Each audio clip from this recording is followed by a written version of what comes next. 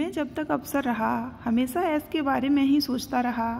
मेरा विश्वास, मेरा ईमान, मेरा धर्म और मेरी इंसानियत सब ऐश परस्ती में डूबी रही।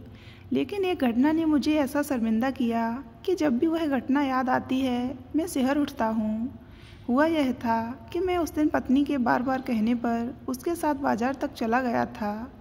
मैंने जैसे ही कार शॉपिंग सेंटर के बाहर रोकी, मेरी कार के पास एक औरत आकर खड़ी हो गई। मैं जैसे ही कार से उतरा, वह मेरी ओर लपकी। मेरे देखते ही देखते एकदम से झुककर उसने मेरे दोनों पैर पकड़ लिए। अरे अरे, कौन हो तुम? यह क्या कर रही हो? पीछे हटो। मैंने पीछे हटते हुए कहा। क्या बात है बहन? मेरी पत्नी ने पास जाकर उस औरत के कंधे पर हाथ रखकर पूछा। औरत ने एक बार मेरी पत्नी की ओर देखा, उसके बाद दोनों हाथ जोड़कर वह याचक दृष्टि से मेरी ओर देखने लगी। मुझे लगा यह कोई मांगने वाली है। इस तरह के बाज़ारों में मांगने वाले घूमते भी रहते हैं, लेकिन यह औरत उनसे एकदम अलग लग रही थी। उसने साफ सुथरी साड़ी बड़े सलीके से पहन रखी थी। उसने आंखों तक घूंघट भी कर रखा था। देखने में अभी ऐसी खूबसूरत थी कि किसी भी मर्द का दिल आ जाए। अगर वह याचक दृष्टि के बजाय मुझे प्यार भरी दृष्टि से देख रही होती तो मैं बिना सोचे समझे उस पर मर मिटता। उसका चेहरा काफ़ी आकर्षक था, रंग भी गोरा था, लेकिन पत्नी के साथ होने की वजह से चाह कर भी मैं उसकी ओर ज़्यादा देर तक नहीं देख सका था। लो ये रख लो। पत्नी की इस बात पर मैं चौंका। वह 5 रुपए का नोट उस औरत की ओर बढ़ाते हुए कह रही थी, इसे रख लो और हमें जाने दो। औरत बिना रुपए लिए पीछे हट गई। पत्नी ने कई बार कहा तो उसने हाथ जोड़कर इनकार में सिर हिला दिया और याचक दृष्टि से मुझे इस तरह ताकती रही जैसे कह रही हो कि मेरी हालत पर दया करो। मुझे लगा कि शायद वह भीख मांगने का नया तरीका है। शायद वह 5 रुपए से ज़्यादा चाहती है। इसलिए मैंने उसे दुत्कारने वाले अंदाज में कहा, हट सामने से। तुम जैसे लोगों को एक पैसा भी नहीं देना चाहिए।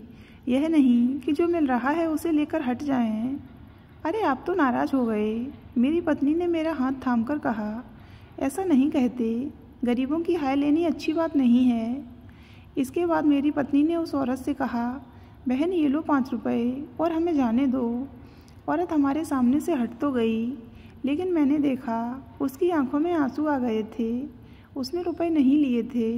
हम दोनों आगे बढ़ गए। पत्नी ने शॉपिंग सेंटर में दाखिल होते हुए कहा, मेरा ख्याल है कि वह भीख मांगने वाली नहीं है। आप अफसर हैं, हो सकता है आपसे कोई काम कराना चाहती हो। मेरे माथे पर कहाँ लिखा है कि मैं अफसर हूँ? मैंने खींचते हुए कहा, आप इतने गुमनाम भी नहीं हैं। यह भी संभव है कि उसने आपको आपके ऑफिस में देखा हो। पत्नी ने कहा, देखा होगा भाई।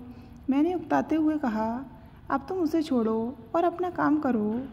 थोड़ी देर बाद हम जैसे ही शॉपिंग सेंटर से बाहर आए, वह फिर हमारे सामने पहले की ही तरह हाथ जोड़कर खड़ी हो गई। उसकी आंखों से आंसू बह रहे थे और होंठ इस तरह कांप रहे थे जैसे वह कुछ कहना चाहती हो, लेकिन भावनाओं में बहकर उसकी जुबान से शब्द न निकल रहे हों।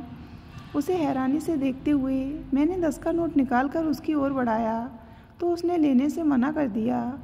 मैंने कहा, जब पैसे नहीं लेने तो यह नाटक क्यों कर रही हो? इस तरह बात न करें। पत्नी ने मेरे चेहरे को पढ़ने की कोशिश करते हुए कहा, बहन अगर ये कम है तो मैं और दे देती हूँ, लेकिन तुम पहले रोना बंद करो। इतना कहकर मेरी पत्नी ने जैसे ही पर्स खोला, उसने हाथ के इशारे से मना कर दिया। वह जिस तरह से रो रही थी उसे देखकर मेरी पत्नी काफ़ी दुखी हो गई थी। मुझे लगा हम कुछ देर और यहाँ रुके रहे तो मेरी पत्नी भी रो देगी। हमारे पास से गुजरने वाले लोग रुक रुक कर दृश्य को देख रहे थे, जिससे मुझे उलझन सी हो रही थी। नाराज़ होकर मैंने थोड़ा तेज स्वर में कहा, तुम क्या चाहती हो? यह मेरी समझ में नहीं आ रहा है। न तुम पैसे ले रही हो और न यह बता रही हो कि आखिर तुम्हें चाहिए क्या। इतना कहकर मैंने पत्नी का हाथ थामा और तेज़ी से अपनी गाड़ी की तरफ बढ़ गया। मेरे साथ चलते हुए पत्नी ने कहा, पता नहीं बेचारी क्या चाहती है।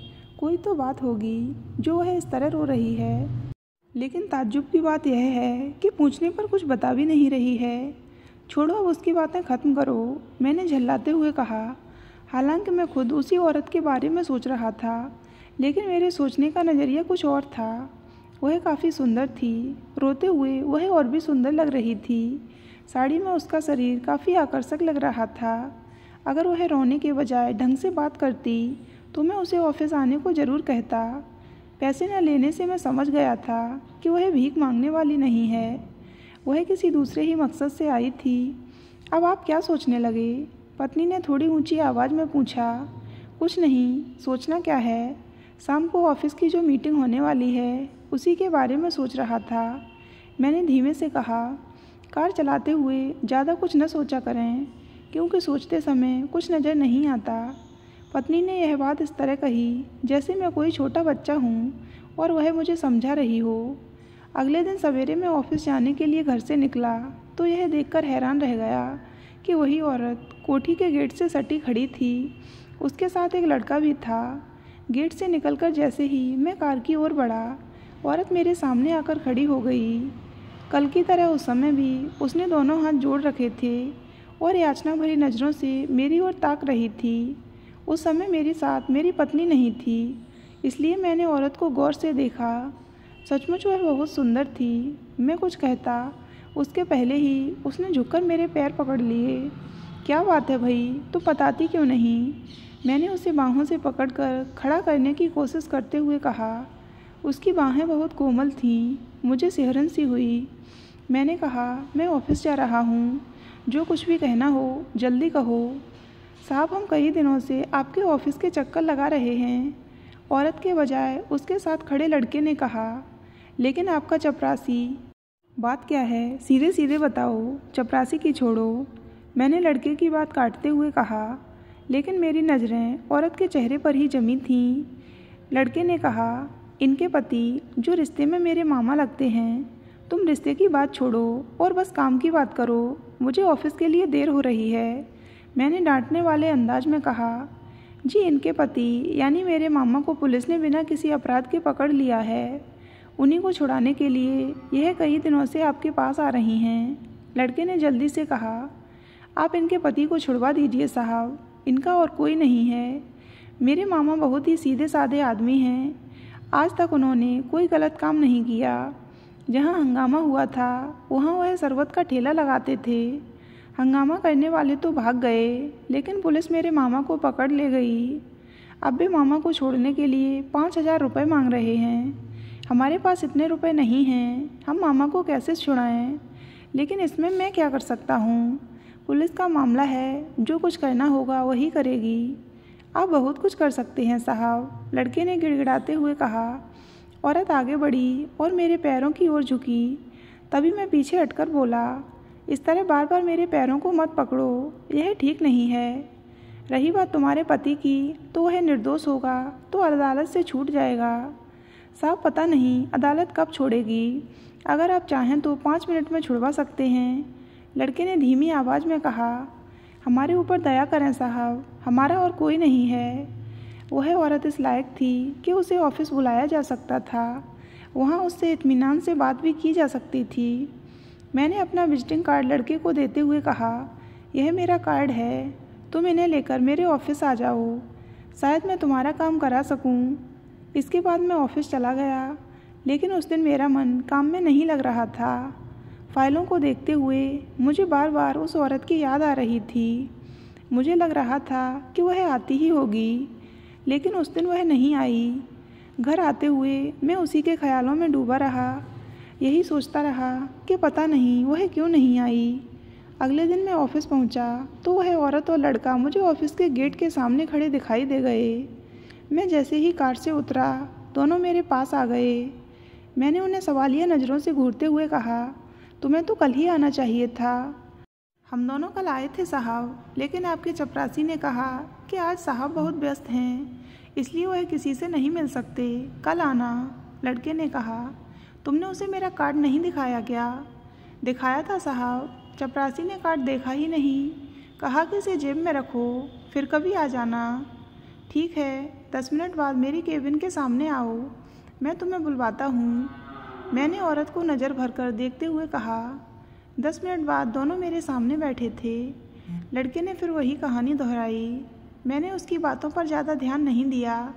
जो हंगामा हुआ था उसका मुझे पता था, यह भी पता था कि उस मामले में कोई असली अपराधी नहीं पकड़ा गया था। मैंने हंगामा होने वाले इलाके के थाना प्रभारी को फ़ोन किया। जब उसने बताया कि अभी महिला के पति के खिलाफ रिपोर्ट दर्ज नहीं है, तो मैंने उससे कहा, जब तक मैं दोबारा फ़ोन न करूं, उसके खिलाफ कोई कार्रवाई मत करना। इतना कहकर मैंने फ़ोन रख दिया। वह औरत और लड़का मेरी तरफ ताक रहे थे। मेरे फ़ोन रखते ही लड़के ने कहा, साहब मेरे मामा निर्दोष हैं, उन्होंने कुछ भी नहीं किया। तुमने बाहर स्टेशनरी वाली दुकान देखी है? मैंने लड़के से पूछा। जी वह किताबों वाली दुकान। लड़के ने कहा, हाँ तुम ऐसा करो। मैंने उसे 10 रुपये का नोट देते हुए कहा, उस दुकान से एक दस्ता कागज़ ले आओ, उसके बाद बताऊंगा कि तुम्हें क्या करना है। लड़का 10 रुपये का नोट लेने के बजाय बोला, मेरे पास पैसे हैं साहब, मैं ले आता हूँ कागज़।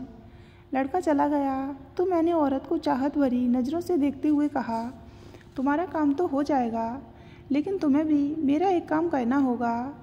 मेरी इस बात का मतलब वह तुरंत समझ गई।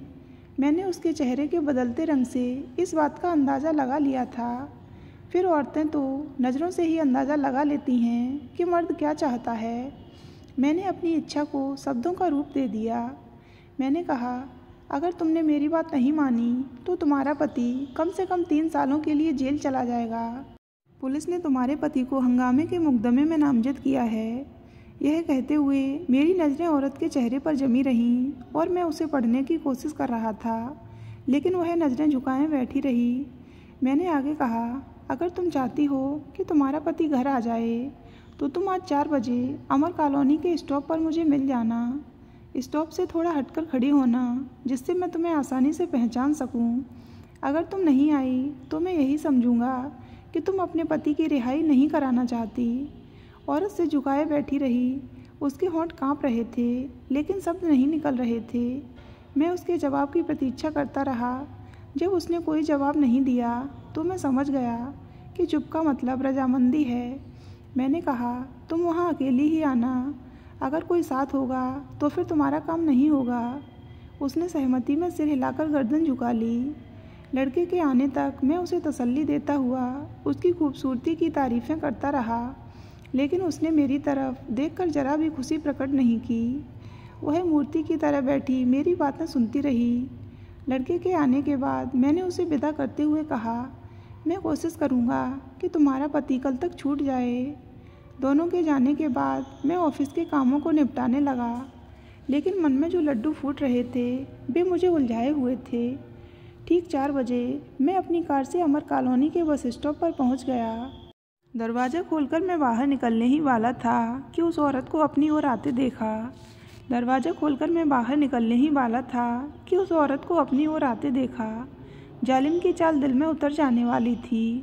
थोड़ी देर में उस सुंदर चीज़ को पहलू में लिए मैं उस फ्लैट की ओर जा रहा था जो मैंने अपनी अय्यासियों के लिए ले रखा था। मेरी कार हवा से बातें कर रही थी। पूरे रास्ते न तो उस औरत ने होंठ खोले और न ही मैंने कुछ कहा। फ्लैट में पहुंचकर पहले मैंने अपना हलक गीला किया, जिससे मज़ा दोगुना हो सके। जब अंदर का शैतान पूरी तरह से जाग उठा तो मैंने उसकी ओर हाथ बढ़ाते हुए कहा, मुझे कतई विश्वास नहीं था कि तुम इतनी आसानी से मान जाओगी। मेरा ख्याल है कि तुम्हें अपने पति से बहुत ज़्यादा प्यार है। तुम अपने प्यार को जेल जाते नहीं देख सकती थी। मैं अपनी बातें कर रहा था और वह किसी पत्थर की मूर्ति की भांति निश्चल बैठी फर्श को ताके जा रही थी। अगले दिन शाम को 7 बजे के करीब जब मैं घर पहुंचा तो यह देखकर दंग रह गया कि वह औरत, एक आदमी और मेरी पत्नी लॉन में बैठे चाय पी रहे थे। मुझे देखते ही वह आदमी उठ खड़ा हुआ और मेरे पास आकर मेरे पैर छू लिए।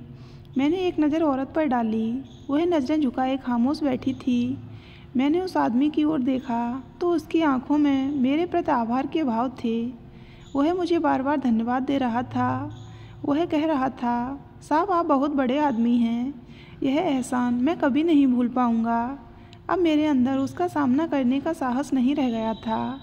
मैं उससे पीछा छुड़ाकर घर में जाना चाहता था, लेकिन पत्नी ने पीछे से कहा, कहाँ जा रहे हैं, ज़रा इधर तो आइए। यह बेचारी कितनी देर से आपका इंतज़ार कर रही है। आपने इसका काम कराकर बड़े पुण्य का काम किया है। आपकी वजह से मेरा सिर गर्व से ऊंचा हो गया है। मैं बहुत खुश हूँ। मैंने पलटकर एक नज़र पत्नी की ओर देखा। वह सचमुच बहुत खुश दिख रही थी। मैंने कहा, मेरी तबीयत ठीक नहीं है, मैं थोड़ा आराम करना चाहता हूँ। कहकर मैं तेज़ी से घर के अंदर घुस गया। बेडरूम में पहुंचकर मैं बिस्तर पर ढेर हो गया। कुछ देर बाद पत्नी मेरे कमरे में आई और बेड पर बैठकर मेरे बालों में उंगलियां फेरते हुए बोली, तुम्हें कुछ पता है? वह बेचारी गूंगी थी, इसीलिए वह हमें नहीं बता पा रही थी कि उस पर क्या जुल्म हुआ है। इसीलिए आभार व्यक्त करने के लिए वह अपने पति को साथ लाई थी। वह कह रहा था कि अगर उसे जेल हो जाती तो यह बेचारी कहीं की नहीं रह जाती। कोई उसे सहारा देने वाला नहीं था। अब मुझ में इससे अधिक सुनने की ताकत नहीं रह गई थी। मैं अपनी शर्मिंदगी छिपाने के लिए तेज़ी से उठा और बाथरूम में घुस गया। तो दोस्तों, अगर आपको ये कहानी अच्छी लगी हो तो वीडियो को लाइक करें और ऐसी ही अन्य कहानियाँ सुनने के लिए हमारे चैनल को सब्सक्राइब अवश्य करें।